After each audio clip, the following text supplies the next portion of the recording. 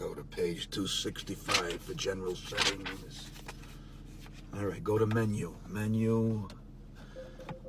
Setup. All right.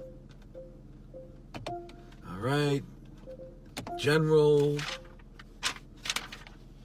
Clock. What happened to the old-fashioned, the two fucking buttons? You hit the buttons for hours and minutes. No, you gotta work for fucking NASA to change the clock.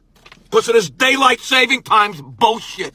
I change struts, I could change spark plugs, I could change a tire, I could do a lot of shit, but to change a fucking simple thing like a clock.